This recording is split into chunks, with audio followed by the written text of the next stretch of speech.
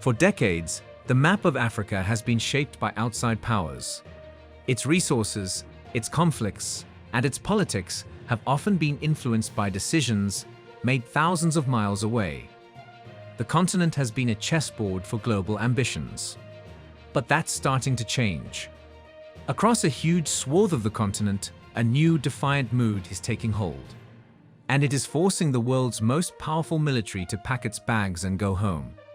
This isn't just about one or two isolated incidents.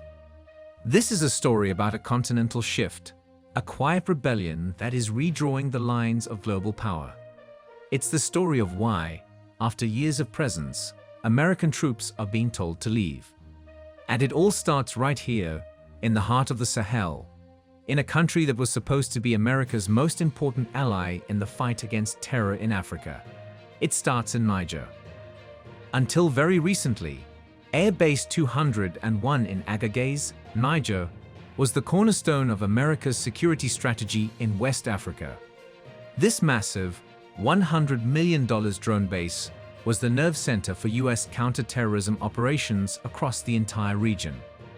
It was from here that the US watched and targeted affiliates of Al-Qaeda and AES.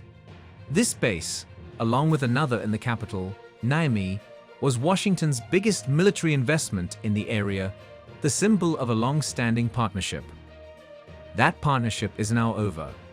A withdrawal that once seemed unthinkable was completed by September 15, 2024, when the last of the more than 1,000 US military personnel flew out of the country. This wasn't a drawdown negotiated between two happy allies. The military junta that seized power in Niger in July 2023 demanded the US leave. The initial trigger was the coup itself. The US, following its own laws, cut hundreds of millions in aid and paused military cooperation, hoping to pressure the junta to step down. But it backfired. The junta didn't just ignore the pressure, it used it. They pointed to the continued presence of violent jihadist groups as proof that the Western strategy wasn't working and declared the US military presence illegal in March 2024. American diplomats rushed to try and save the relationship, but the junta's mind was made up. Their message was simple. Niger is no longer a client state. It will decide who its partners are. While the US was still trying to negotiate, Russian military trainers and an air defense system were already arriving in Niamey in April 2024. Russia was offering security support with no conditions, no lectures about democracy, and no threat of pulling aid. For the new government in Niamey, the choice was obvious. The loss of Niger is a massive blow to America's intelligence network in a region that remains a global hub for terrorism. While American officials described the final withdrawal as safe and orderly, the reality is it was a forced exit. It was the starkest sign yet of a new rebellion sweeping the continent, but it wasn't the first. Niger was just the last domino to fall in a chain that started next door. Long before US troops left Niger, French soldiers were already gone from the entire region. The anti-Western sentiment that finally pushed the US out began as a popular, and ultimately successful, campaign to expel forces from France, the former colonial power. The pattern was nearly identical across three neighboring countries, all battling jihadist violence. It started in Mali. After military coups in 2020 and 2021, the new government in Bamako began a feud with Paris, claiming the French-led counter-terror mission was ineffective. By 2022, all French troops were gone, replaced by Russian instructors from the Wagner Group. Then came Burkina Faso. A 2022 coup brought a young, fiercely nationalist captain named Ibrahim Traore to power. He rode a wave of anti-French anger, fueled by protests over France's failure to stop the spread of terrorism. Within months, he had ordered all French troops to leave. And just like in Mali, Russia was ready to step in with a new security deal.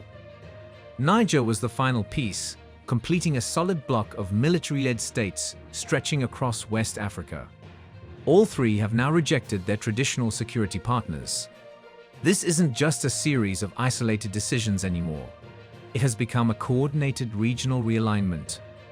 To make it official, in September 2023, Mali, Burkina Faso, and Niger signed a mutual defense pact called the Alliance of Sahel States, or AES. This wasn't just about security, it was a political statement. It was a direct challenge to ECOWAS, the main West African political bloc, which had hit them with heavy sanctions. So, in January 2024, the AES announced they were all leaving ECOWAS, accusing the organization of being controlled by foreign powers, meaning France and the West. Now, they're trying to build their own parallel system. There's talk of forming a confederation and even creating a new shared currency to replace the French-backed CFA franc, though these remain ambitious proposals.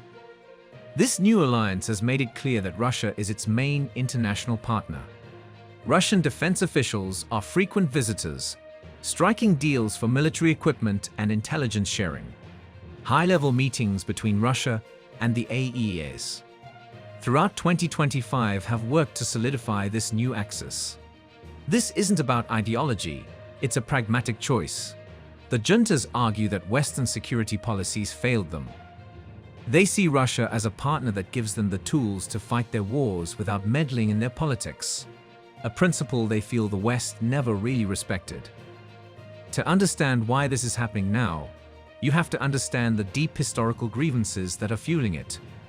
The core idea is neocolonialism, the belief that even after independence, former colonial powers and other Western nations use economic and military pressure to keep control.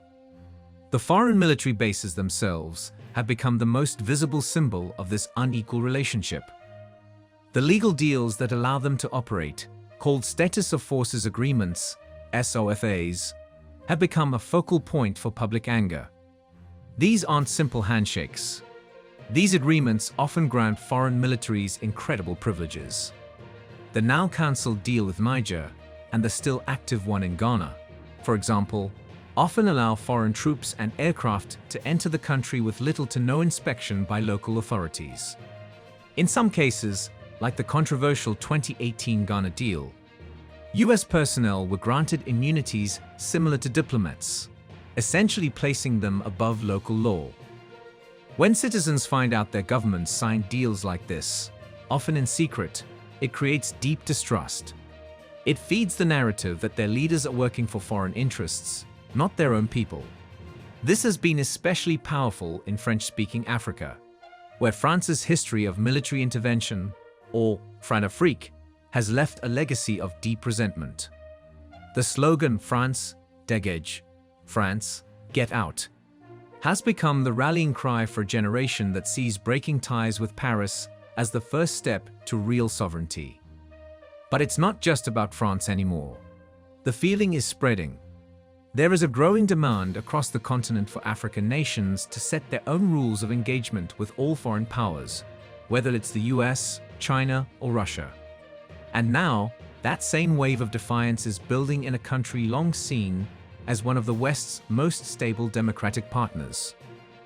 For decades, the West has pointed to Ghana as a model of success in Africa, a stable democracy and a reliable partner. But the same anger that swept through the Sahel is now a powerful political force there. And it's all focused on the 2018 Status of Forces Agreement between Ghana and the US. When that deal was signed, it was immediately controversial. The government at the time said it was just business as usual, but the public and the opposition saw it as a massive sellout of Ghana's sovereignty. The terms, unimpeded access for US troops, use of the radio spectrum, legal immunity, sparked protests in the capital under the banner of #GhanaFirst. A leading voice against the deal was the opposition leader, John Dramani Mahama. He publicly declared his opposition to the agreement, and his party, the NDC, promised to review it if they ever returned to power. That promise is now the center of a huge political debate. Mahama has put the question of sovereignty front and center. His stance shows that this desire to renegotiate relationships with the West isn't just a movement led by military juntas. It's a mainstream political position in one of Africa's strongest democracies. Opponents of the deal in Ghana make the same arguments you hear in the Sahel. It undermines sovereignty. It makes Ghana a potential target for extremists. And it was passed without real public debate. What happens in Ghana is incredibly important. It separates the issue of troop withdrawals from military coups. It shows that this is a broad, popular demand for a new kind of partnership, one based on mutual respect. If a democratic anchor like Ghana moves to fundamentally change its military relationship with the US, it would prove that this rebellion is spreading and that no partnership is safe. The withdrawal of Western troops from this growing number of African countries is a huge strategic setback for the United States and its allies. For years, their policy in Africa was built around military partnerships and forward bases to fight terror. That strategy is now falling apart. The most immediate problem is the intelligence vacuum created by the withdrawal from Niger, making it harder to track extremist groups. A potential pullback from coastal states like Ghana would make that problem even worse. This is forcing a complete rethink of Western counter-terrorism policy. It also represents a major failure of diplomacy. The approach of tying security aid to political conditions has clearly backfired, pushing these nations toward Russia, which offers support with no strings attached. In Washington, you're starting to hear a new phrase from the Pentagon: burden sharing. It's a message to African allies that they'll need to handle more of their own security, an admission of a smaller US footprint.